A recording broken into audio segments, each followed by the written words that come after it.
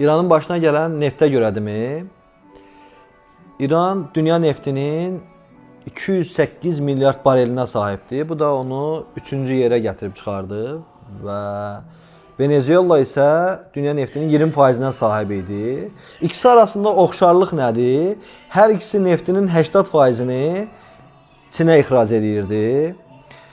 Və bu günlər Trump administrasiyası neftin ucuz olmasını istəyir. Eyni zamanda ilk hakimiyyətə gəldikləri illərdə isə Elon Musk'a deyirlər ki, sən Amerikada sex açmısan. Çünki hər şeyi zaten Çindən alırsan, burada quraşdırırsan.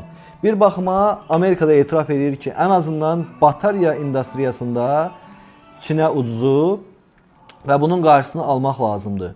Bu neftlə mi olacaq? Biz onu artıq görəcəyik. Çünki neftin qarşısını alsalar, Çinin xərcləri biraz daha artacaq, Amerikanın xərcləri isə azalacaq və arada olan boşluq azalacaq. İqtisadi tarix bizə nəyi göstərir? İran tarixinə nəzər salanda 1-ci Pəhləvi 1941-ci ildə hakimiyyətdən getdi. Hakimiyyətdən getməyində ən önəmli səbəb elə neft idi.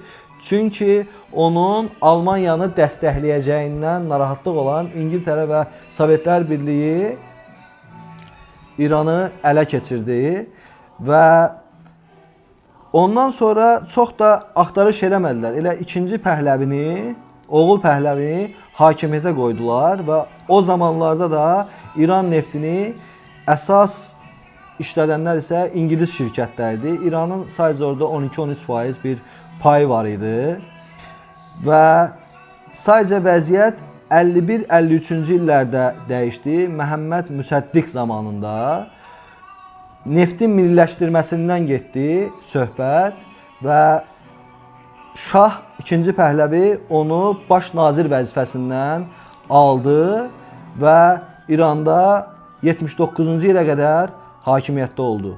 Və bu günləri yenidən neft məsələsi biraz daha gündəm halına gəlib. 3-cü Pəhləvinin hakimiyyətə gəlib gəlməyəcəyini biz tarixdə şahidlik edəcəyik.